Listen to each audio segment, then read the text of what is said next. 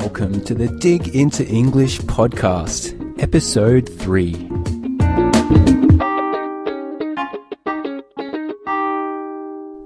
How's it going, everyone? This is Ben with the third episode of the Dig Into English podcast. In this episode, I'm going to talk about something most of us experience at least once in our lives. If you're a Hollywood film star, you might even experience it 5 times. Elizabeth Taylor, a famous American actress, liked it so much, she tried it 8 times.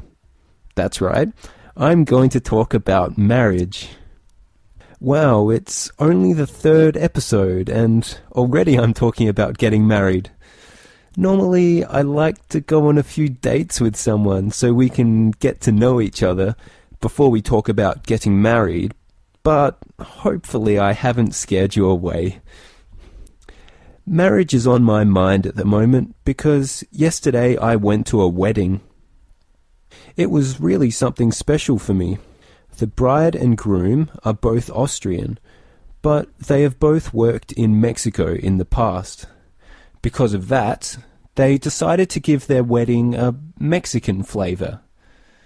For example, there was one band that played Mexican music and another that played Austrian music.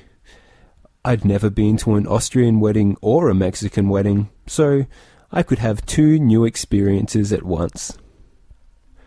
Often, weddings in Western countries are held in a church, but yesterday's wedding was not a religious ceremony.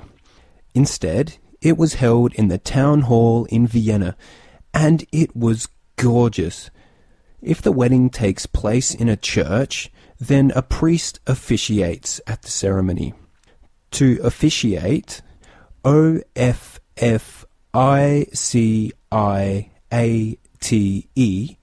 means to perform some sort of official duty.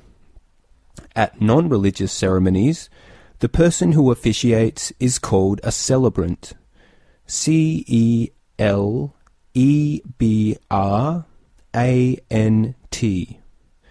The celebrant makes sure that the wedding is legal.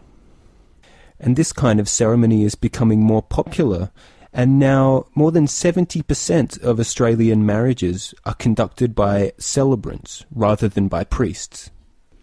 Normally, the bride and groom, the woman and man who are getting married, each make promises to each other before they are officially married. These are called vows, V-O-W-S.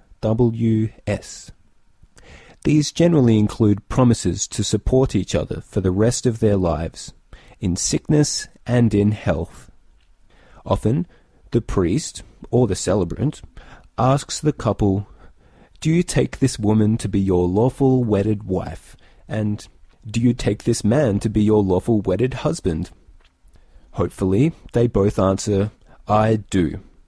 If not, then there's a problem. After the main ceremony, there is generally a party at a restaurant or another venue. This is called the wedding reception. R-E-C-E-P-T-I-O-N.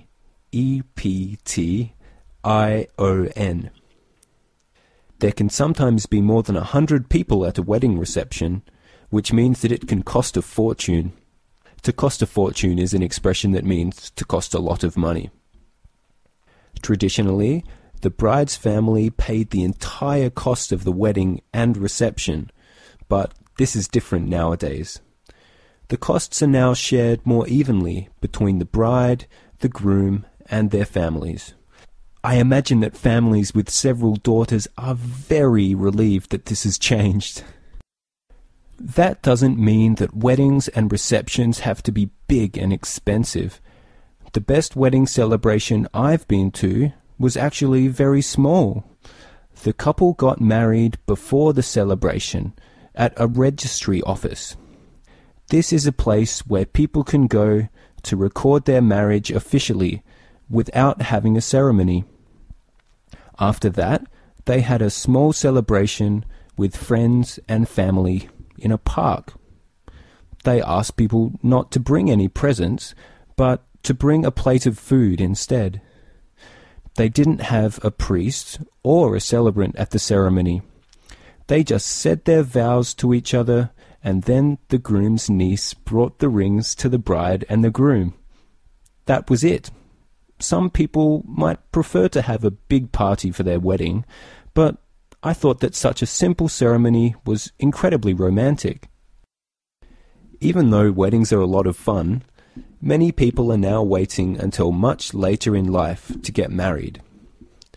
In the last 30 years, the average age of people getting married for the first time in Western countries has increased a great deal. 30 years ago, the average age of grooms in the United States was 24, and the average age of brides was 22. Nowadays, the average groom is 28 and the average bride is 26. In Australia, people wait even longer to get married. The average man waits until he's 31, while the average woman stays unmarried until she's 29. When my parents got married 35 years ago, my father was 22 and my mother was 21. Now, I'm already a bit older than that, so I guess I'd better hurry up and find myself a wife. What are weddings like where you live? Would you prefer a small ceremony or a large one? Why not let me know?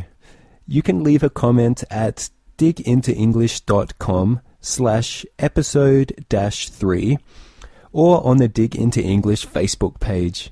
I'm looking forward to reading your opinion. Until next time, keep enjoying learning English, and I'll see you soon.